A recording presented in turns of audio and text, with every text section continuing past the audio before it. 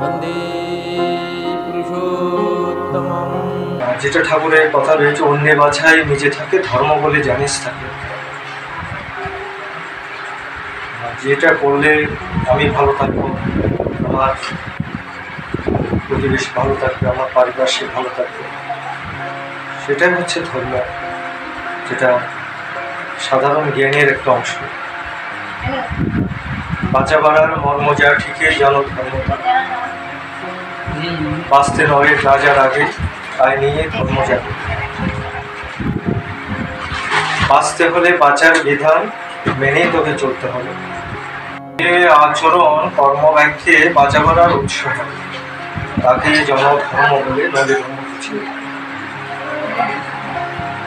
আজকে দেখেন সারা বিশ্ব, বাংলাদেশ শত শত হাজার হাজার মসজিদ রয়েছে, সবাই ধর্ম পালন করছে। আবার এদিকে ধ্বংস লীলায় আমরা মেতে উঠেছি, সবাই ধর্মপ্রাণ মানুষ। বাংলাদেশ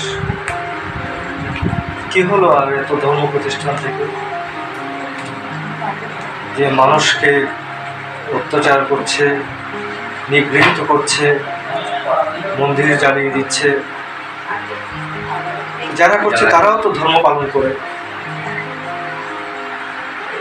এখন ধর্মের সংজ্ঞাটা বোধহয় এই পৃথিবীতে কেউ দিতে পারবে, কারণ আর যেটা আমরা সংজ্ঞা পাচ্ছি তার সাথে তো কোনো কিছুর মিল পাচ্ছে না। এই জন্য ঠাকুরের একটা কথা, আচরণ কর্ম ব্যবহার। তুমি কত বড় ভালো মানুষ বা ধর্মপ্রাণ মানুষ, তোমার আচরণ বলে দেবে। আচরণ কর্ম বাক্য। এই কারণে শ্রী ঠাকুর যেটা বলেছে, ধর্ম মূর্ত হয় আদর্শে। ধর্মকে দেখা যায় না, কিন্তু তিনি মূর্ত হন আদর্শ। আদর্শ ঠাকুর। এই যে একটা সঙ্গ হচ্ছে, সাধু সঙ্গ হচ্ছে, এখানে আমাদের মূর্ত আদর্শ হচ্ছে ঠাকুর।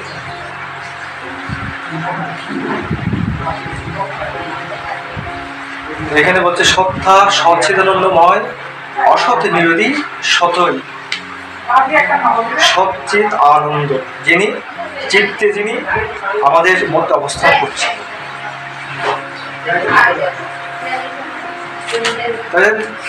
মূর্ত হয় আদর্শ, আদর্শে দীক্ষা নেই অনুরাগ, অনুরাগ নিবৃত্তি নিয়ন্ত্রণ। আদর্শ যখন আমরা গ্রহণ করেছি, এই গ্রহণ করার মধ্য দিয়ে আমরা আমাদের যে প্রবৃত্তি রয়েছে, ভিত্তি রয়েছে, এগুলোকে আমরা সহজে নিয়ন্ত্রণ করতে পারছি। কিভাবে? ওই যে কিছু নিয়ম যে আমাদেরকে দিয়ে দিয়েছে, সেগুলো পালন করার মধ্য দিয়ে। কাম, ক্রোধ, মোহ, মদ, মাংসর্য, লোভ, ছটা ইন্দ্রিয় রয়েছে।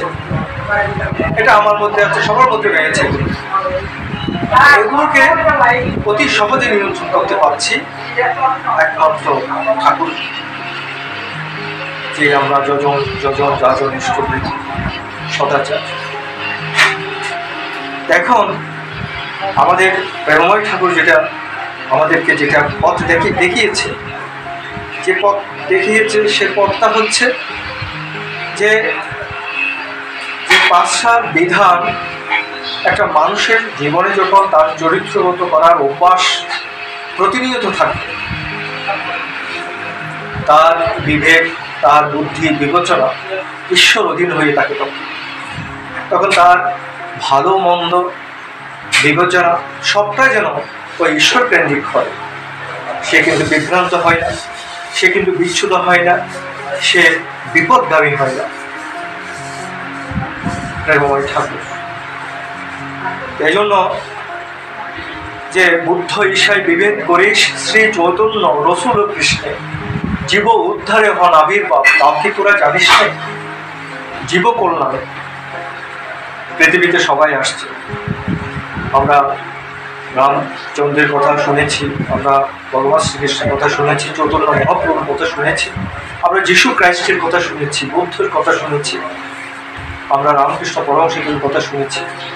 এদের আসার পিছনে কারণটা হচ্ছে ওই যে গীতাতে যে শ্লোকটা রয়েছে চতুর্থ অধ্যায়ে, যোধা যোধা গ্লানি ভগবতী ভাই অদ্ভুত তামের মলবিমর্ষ অধাত্মানি শ্রীর পরিত্রাণে সাধনাম বিনাশে প্রতিষ্ঠা ধর্ম সমস্ত ফলান্ত সম্ভবম।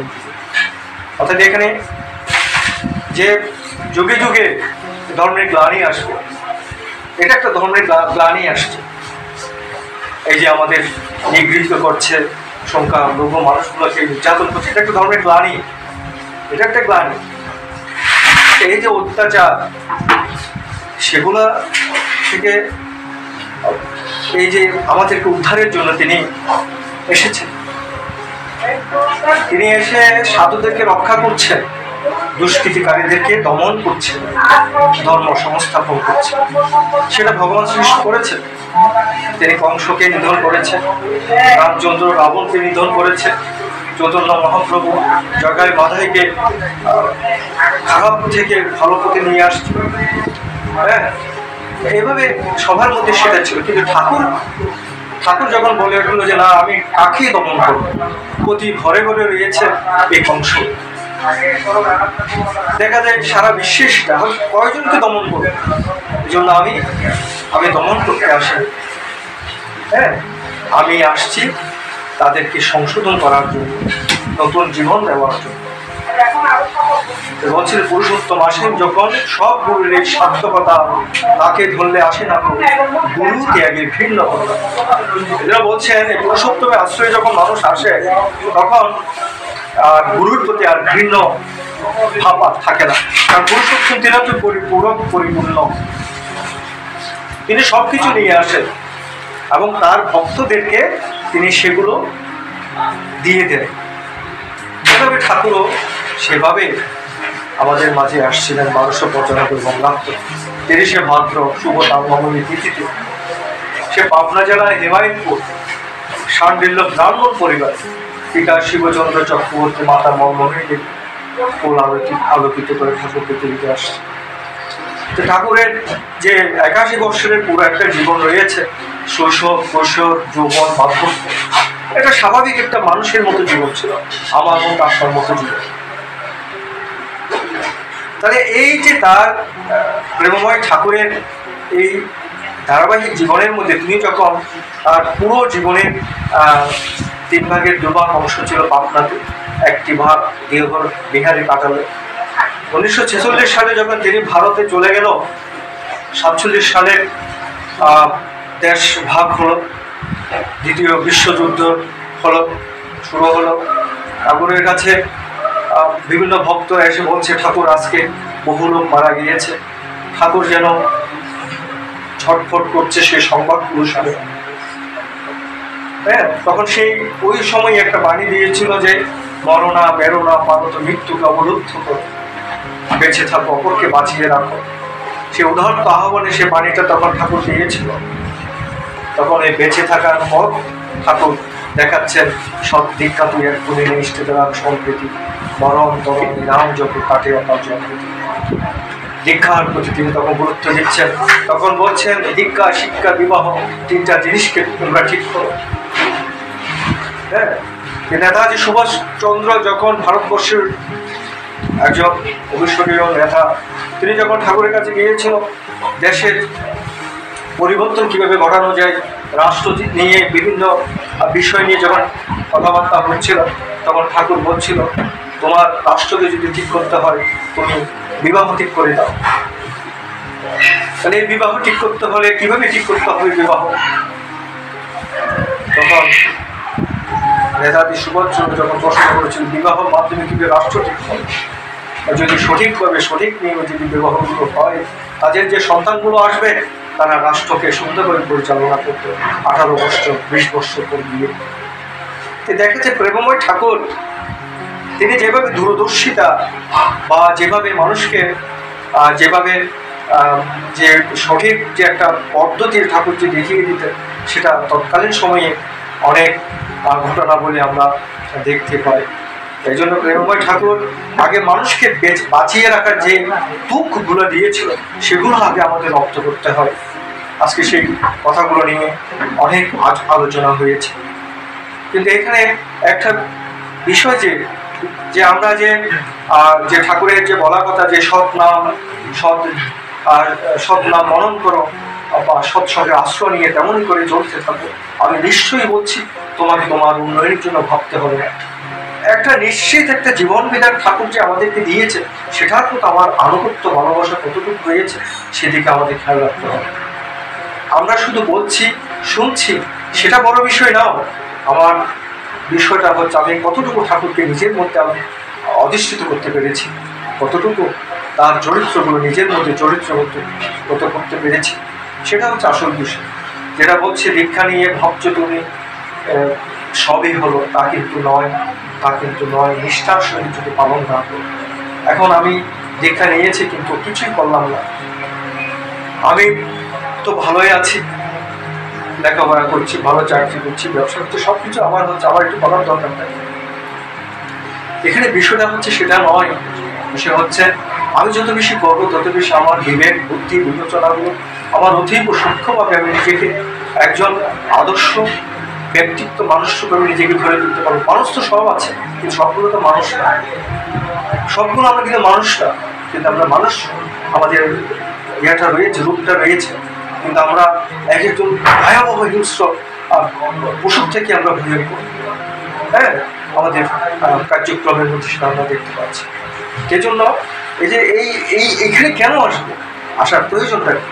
হ্যাঁ, এখানে আসলে আমরা যে সুখ পাবো শান্তি পাবো তা নয়, কিন্তু আমরা এটা নিশ্চিত যে একটা স্বচ্ছ একটা জীবন এবং মজবুত একটা জীবন আমরা গড়ে তুলতে পারবো, এটা নিশ্চিত। এই জন্য ঠাকুর বলছে যে ভাবছো তুমি চলবে কিসে, ভাববার তুমি ভাববার যিনি ভাবছেন তুমি ভাবো তাকে। এখন আমার ভাবনার মধ্যে যদি আমার পরিবারকে নিয়ে শুধু স্বপ্ন ব্যবসা বাণিজ্য এটা সেটা সবকিছু লেখাপড়া, শুধু লেখাপড়া বলছে, কিন্তু না, তার বাইরে একটা জীবন আমার রয়েছে। আমাকে চিন্তা করতে হবে যে আমার যে একটা শক্তি প্রয়োজন রয়েছে, যেটা আধ্যাত্মিক শক্তি, যেটা আমার সবচেয়ে গুরুত্বপূর্ণ। আমি প্রতিনিয়ত আমি আমার বিপর্যয় আসতে পারে, এটা নিশ্চিত। আজকে কত ছেলে আন্দোলনে গিয়েছে, মা বাবার কি হয়েছে, সন্তান খারাপ হয়ে গিয়েছে। হ্যাঁ, ওই পরিবারগুলো কি হবে, যেটা চলে গিয়েছে কিন্তু সেটা ফিরে পাবে? কোনোদিন পাবে না, কোনোদিন আসবে না সেটা। হ্যাঁ, রাষ্ট্র কি তার জন্য চিন্তা করবে? না, কোনোদিন না। কদিন পর দেখবে সব দিয়ে চলে গিয়েছে। এইভাবে প্রত্যেকটা মানুষের জীবন ভয়ঙ্কর একটা অনিশ্চয়তার মধ্যে আমরা রয়েছি। এই জন্য ঠাকুর আপনাকে নিশ্চিতভাবে একটা জীবন দিচ্ছে। এই জন্য ভাবনার মধ্যে রাখতে হয়, যে তাকে রাখতে হয়, তার চিন্তা রাখতে হয়, তার ভাবনা রাখতে হয়, তাকে মেনে চলার অভ্যাস করতে হয়। আমি মা বাবা যদি ঠাকুর অনুরাগী না হই, আমার ছেলে সন্তান কোনোদিন হবে? আমি বাবা যদি আমার স্ত্রীকে যদি সম্মান না করি, আমার স্ত্রী যদি বাবাকে সম্মান না করে, আমার ছেলে মেয়ে কোনোদিন মা বাবাকে সম্মান করবে না। এই শিক্ষা ঠাকুর এমন ভাবে দিলেন যে বলছে না, মাতৃভক্তি অটুট, যত সে ছেলে হয় প্রীতি তত। মাকে ভালোবাসো, মাতৃরূপে পূজা করো, মাকে দেবতা রূপে পূজা করো, মাকে দর্শক পূজা রূপে পূজা করো, দর্শক গ্রহণের রূপে পূজা করো মাকে। কেন বলছে? ওই মায়ের মধ্যে থাকবে। বাবার কথা বলছে না, পিতাই শ্রদ্ধা মায়ের দান, সে ছেলে হয় সম্মুখরা। বাবাকে শ্রদ্ধা করা, যে পিতা শব্দ, পিতা ধর্ম, পিতাই হি পরমাত্ম, ঋতরি পিতামা পন্ত প্রিয়ন্ত সর্বদেব। আমার পিতা হচ্ছে স্বর্গ, আমার পিতা হচ্ছে স্বর্গের দেবতা। আমার পিতা যদি সন্তুষ্ট থাকে, আমার বরং দেহ সন্তুষ্ট থাকে। এই জিনিসগুলো চর্চা আমাদের রাখতে হবে। মাতা ধরিত্রী জননী দয়া ব্রহ্মময়ী। মা হচ্ছে ধরিত্রী, তিনি ধরিত্রী মানে পৃথিবী, ব্রহ্মময়ী সতী, তিনি ব্রহ্মের ন্যায়, তিনি সতী। তাহলে দেখেন, দেবী তো রমণী শ্রেষ্ঠা, এই দোষ সর্বরূপ রমণীদের মধ্যে তিনি শ্রেষ্ঠ। তাহলে দেখেন, তাহলে এই যে মাকে মেনে চলা, মাকে শ্রদ্ধা করা, এটা সন্তানের জন্য যেন অনেক বড় আসে।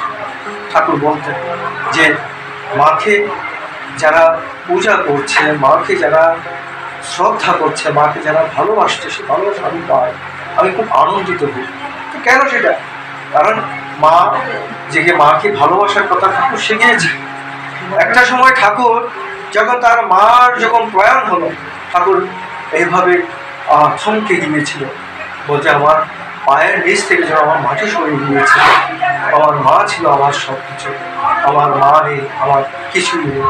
ঠাকুরের অনুভূতি প্রকাশ করে।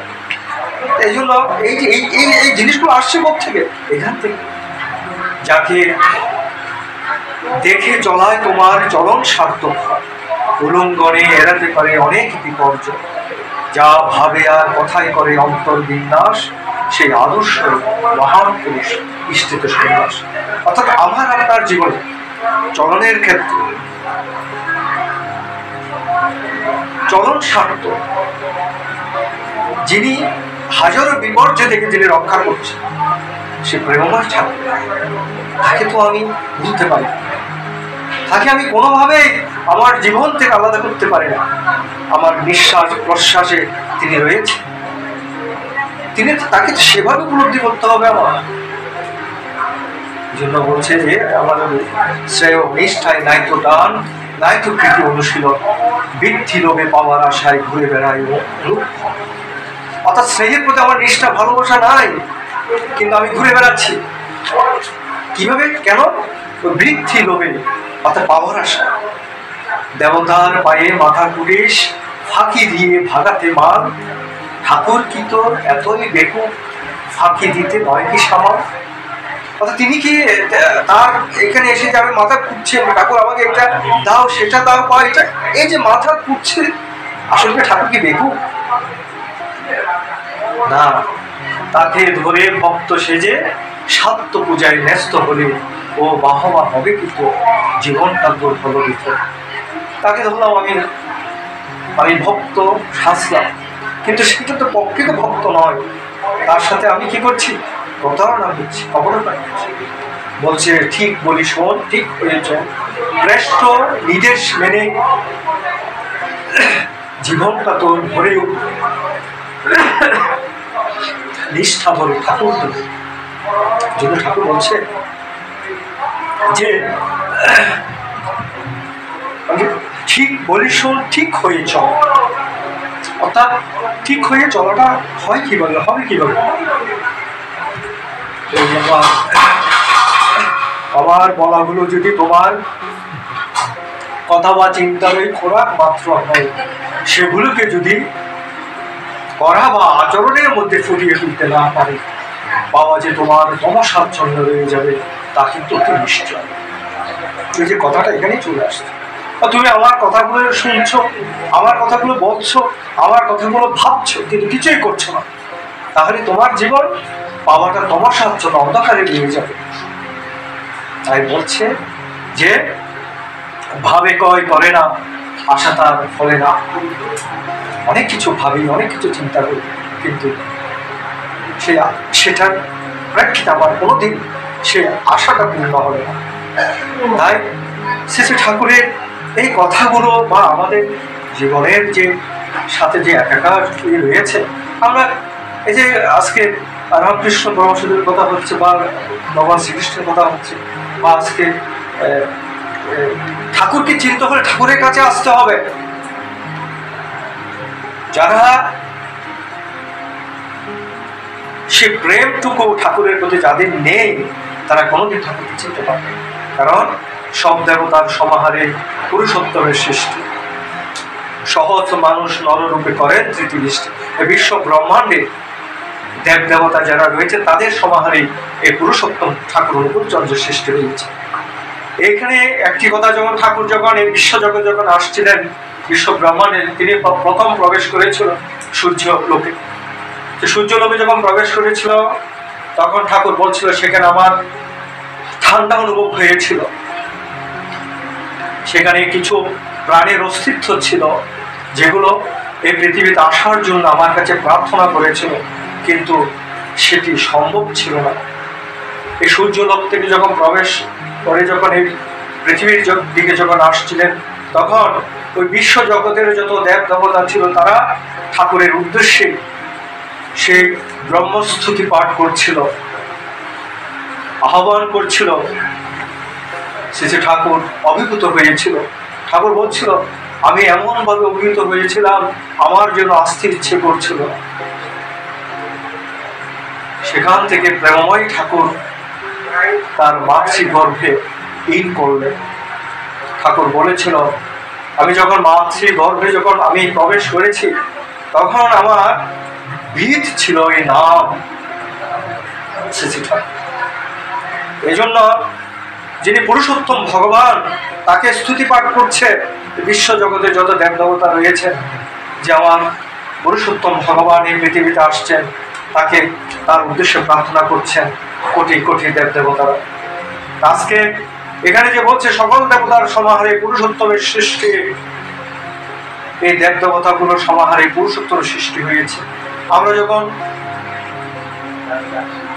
প্রার্থনা করছি, সেখানে বর্ষ, পূর্ণ, পূর্ণ, নিঃসহ, বামন, রাম, কৃষ্ণ, বুদ্ধ, যিশু, মোহাম্মদ, রসুল, শ্রী চৈতন্য, রামকৃষ্ণ, সবাইকে উদ্দেশ্য করে প্রার্থনা করছি।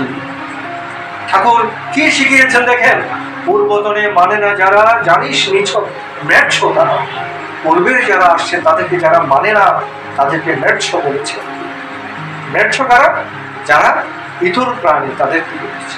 এই জন্য ঠাকুর তিনি এই জগতে এমন শিক্ষা নিয়ে আসছেন যে কাউকে অশ্রদ্ধা করা যাবে না, কাউকে ঘৃণা করা যাবে না, কারো নিন্দা করা যাবে না। অর্থাৎ যদি কারো নিন্দা করো, তাহলে তুমি আমাকে নিন্দা করছো, আমাকে অশ্রদ্ধা করছো। এই জন্য প্রেমময় ঠাকুর সে শিক্ষা দিয়েছেন আমাদেরকে। আজকে এই সময়ে আমরা ঠাকুরের মধ্যে আমরা সবাইকে খুঁজে পাচ্ছি। কারণ আমাদের যে আত্মতৃপ্তির, যেটা আমরা যারা ঈশ্বরভীতি করে প্রার্থনা করে নাম ধ্যান করি, আমরা যারা সেভাবে চলছি, কই আমরা তো কোনোভাবেই আমাদের মনের মধ্যে অসন্তুষ্ট আসছে না, আমাদের মধ্যে কোনো রকম দ্বিধাদ্বন্দ্ব আসছে না যে আমি ভগবান শ্রীকৃষ্ণকে মানছি না, আমি অহরহ চিন্তা করছি তাকে ভগবান শ্রীকৃষ্ণকে, আমি অহরহ চিন্তা করছি ভগবান রামচন্দ্রকে। তাহলে এই ভাবটুকু আসতে হবে। যদি আপনার ভক্তিটা যদি বহুনৈষ্ঠিক হয়, বহুনৈষ্ঠিকতা, ঠাকুরকে যদি বিভিন্ন রকম প্রশ্ন যদি আপনার মধ্যে ঘুরপাক করে, তাহলে কিন্তু তিনি আপনার থেকে অনেক দূরে চলে যাবে। জন্য কোনো প্রশ্ন থাকতে নেই। এই জন্য বলছে যে পুরুষোত্তম রাজা প্রজা জীবন যশের খেয়ে, জন্মগত গুরু আচার্য, ঋত্বিক অধৈর্যশীল, যাজক পূজক শিষ্য তিনি, ধনী দরিদ্র একই জন, জগৎ জোড়া সৃষ্টি ছাড়া সৎ অসতের মিশ্রণ। পুরুষোত্তম রাজা প্রজা, তিনি পুরুষোত্তম, তিনি রাজা রাজাধিরাজ, জন্মগত গুরু আচার্য। এই যে গুরু আচার্য জন্মগত, তার যখন ভূমিষ্ঠ হল, তখন থেকে তিনি তার পুরুষোত্তমের বিভিন্ন দৈব বাণী লীলা তিনি তখন থেকে শুরু করলেন, ভগবান শ্রীকৃষ্ণ যেভাবে করেছে। তাহলে জন্মগত গুরু আচার্য, অনেকে বলেন সিদ্ধি পুরুষ, সাধক পুরুষ। সিদ্ধি পুরুষ, সাধক পুরুষ আর পুরুষোত্তম পার্থক্য রয়েছে। সিদ্ধি পুরুষ, সাধক পুরুষ কারা? যারা গভীর অরণ্যে গিয়ে সাধন ভোজন করেছে, তিব্বতের পাদদেশে গিয়ে অনেক কঠিন সাধন ভোজন করেছে, সিদ্ধি লাভ করেছে, তাদেরকে সিদ্ধি পুরুষ বলা হচ্ছে।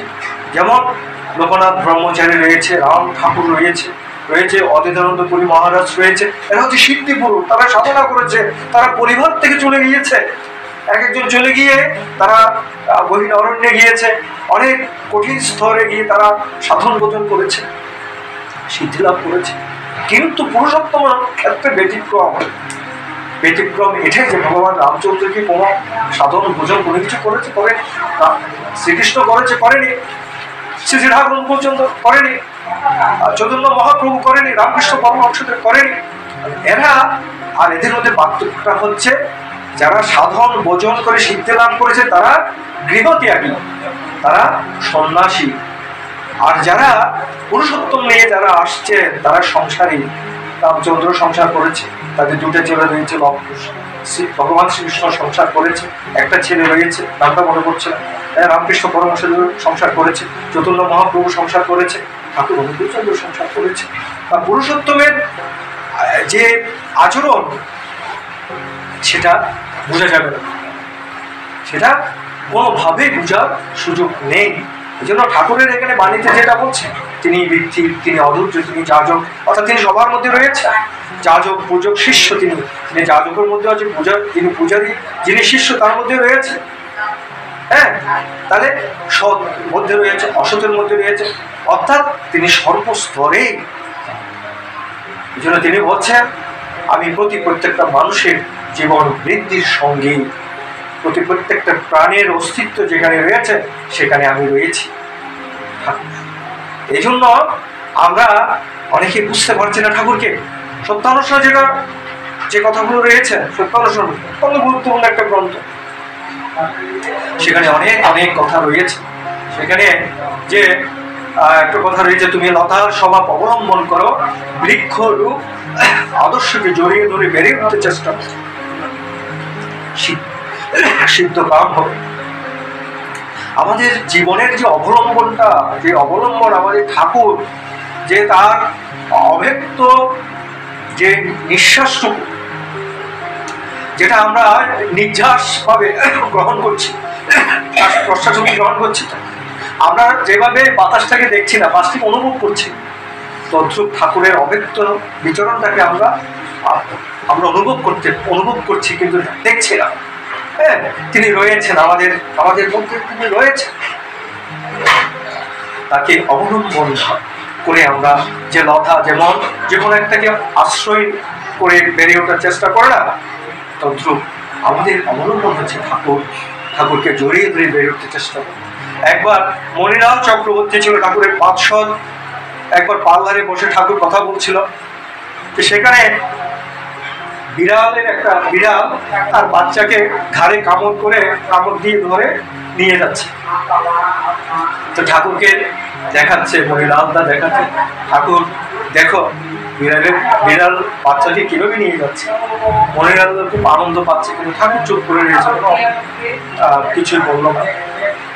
কিছুদিন পরে গিয়ে ওই জায়গায় একটা বানর তার ঠাকুরের সামনে তিনি উপর থেকে পড়লো। সেখানে দেখা যাচ্ছে যে বানরের ছোট বাচ্চাটা মাকে এমনভাবে জড়িয়ে ধরেছে, ঠাকুর সেটা দেখে উৎফুল্ল হাসি দিয়ে উঠল, ওই দেখ মণি, দেখ কিভাবে বাচ্চাটা মাকে জড়িয়ে ধরেছে।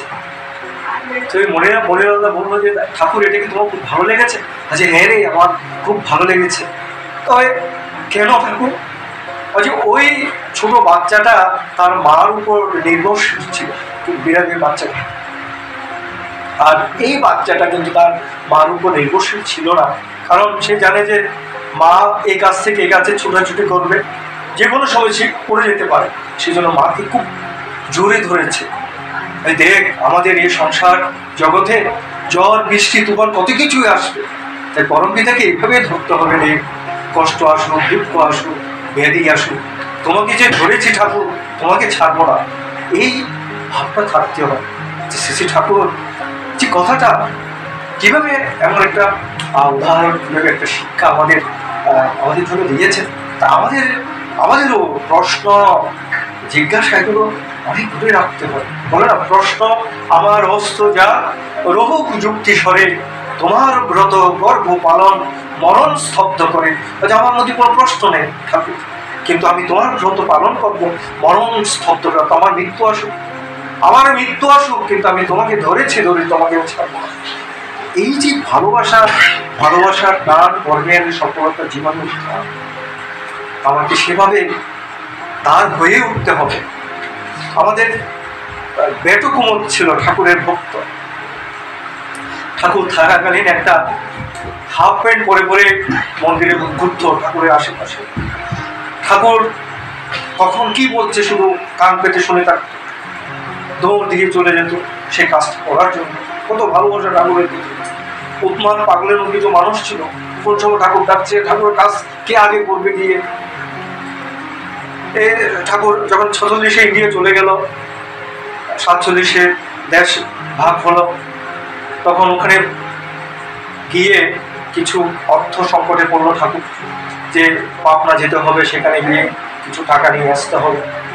হ্যাঁ, এতগুলো ভক্ত রয়েছে, কেউ বললো না যে ঠাকুর, ঠাকুর বলছে তোরা কে যেতে পারবি, একটা লোক বললো না যে যেটুকু বলে ঠাকুর আমি যাবো। তো ঠাকুর তো জানে তিনি অন্তর্যামী, কে পারবে সে কাজ। তো ঠাকুর তো ঠিক আছে, যে কথা সেই তিনি রওনা দিল। বর্ডারে যখন আসলো তখন এমন অবস্থা যে একটা পিপিলিকাও ওই দিক থেকে এদিকে যাওয়ার কোনো সুযোগ নেই, কারণ যুদ্ধ বিধ্বস্ত দেশ, বর্ডার খুব কড়াকড়ি। তো সে সময় ওই উমর কি করেছে, ওই পাগলের ভেষ ধরল, তার শরীরের কাপড় ছিল সেটা ইয়া করে পাগলের ভেষ ধরে তিনি বর্ডার পাড়ি দিল। পাড়ি দিয়ে হিমায়তপুর আসলো, হিমায়তপুর এসে রক্ত সংগ্রহ করলো, করার পরে আবার সেভাবে বর্ডার পাড়ি দিল, পাগলের ভেষ ধরে দেহ হয়ে গেল। ঠাকুর কাছে গিয়ে ঠাকুর কাছে এসে অর্ঘটা উঠে দিল। ঠাকুর জিজ্ঞেস করল থেকে কিভাবে গেল? তো ঠাকুরকে বললো, ঠাকুর আমি এইভাবে গেলাম। তখন সবাই ভক্তরা যারা ছিল, দেখ দেখ সে কিভাবে গুরুর নির্দেশ পালন করল। এই জন্য যে আমাদের যে সূত্রাংশের যে কথা আছে, অন্ধ হওয়া দুর্ভাগ্য বটে, কিন্তু যষ্টিচ্যুত হওয়া আরো দুর্ভাগ্য, কারণ যষ্টি অনেকটা চক্ষু কাজ করে। আমি অন্ধ হয়েছি, এটা আমার দুর্ভাগ্য, কিন্তু যষ্টিচ্যুত আমি যে লাঠিটা, অন্ধ মানুষ যে লাঠিটা নিয়ে বিচরণ করে, সেটা হচ্ছে তার সবচেয়ে বড় সম্পদ। যষ্টিচ্যুত হওয়া আরো দুর্ভাগ্য। তা তো যষ্টিটা যদি আমার না থাকতো, ওটাকে যদি আমরা অলঙ্কার করি, ওটা আমার জন্য আরো দুর্ভাগ্য, কারণ ওটাই আমার চক্ষুর কাজ করছে। কারণ আমাদের জীবনের আমরা কিন্তু চোখে দেখছি, কিন্তু আমরা অন্ধ। কিভাবে অন্ধ? যখন আমি ওই যষ্টিটাকে আমি আমার কাছে রাখবো না, ওই যষ্টি হচ্ছে আমার জীবনের ওইটাই শ্রী শ্রী ঠাকুর অনুকূল চন্দ্র। তাহলে তিনি আমাকে পথ দেখাচ্ছেন, চতুর্দিকে পথ দেখাচ্ছেন। একজন অন্ধ যেভাবে একটা লাঠির উপর নির্ভর করে চলছে, আর আমি আমার দৃষ্টি আছে, সব আছে, কিন্তু আমাকে দেখাচ্ছেন, তিনি পথ দেখাচ্ছেন। স্কুলে গেলে তাকে ছাত্র বলে না, মন্ত্র নিলে তাকে শিষ্য বলে না। স্কুলে গিয়েছে সে যে ছাত্র দাবি করতে পারে না, কারণ তাকে শিক্ষক বা গুরুর আদেশ মেনে চলতে হবে। শিক্ষকের যে আদেশ তাকে মানতে হবে, আর গুরু যে দীক্ষা নিয়েছে সেটাতে তাকে শিষ্য বলা যাবে না যদি গুরুর আদেশ পালন না করে। ওই জন্য বলছে অন্তরে স্থির বিশ্বাস চাই, তিনি যাই বলে দেবেন তাই করতে হবে, বিনা ওজোরে বিনা আপত্তিতে, বরং পরমানন্দে। এখানে কোনো অজুহাত থাকতে পারে। এই জন্য শেষে ঠাকুরের যে কথাগুলো আমাদের বোধের মধ্যে আনতে হবে, আমাদের চিন্তার মধ্যে আনতে হবে। তাহলে আপনি তো ভালো আছেন, ভালো থাকার পরে গিয়ে আপনি কত বড় বড় বিপর্যয় আপনার জীবনে আসছেন, ঠাকুর আপনাকে একটা পর এক উত্তোলন করছে। বিপদ যখন আসে তখন ঠাকুরকে জড়িয়ে ধরি, আর বিপদ থেকে উত্তোলনের পরে ঠাকুরকে আস্তে করে সরিয়ে দিই।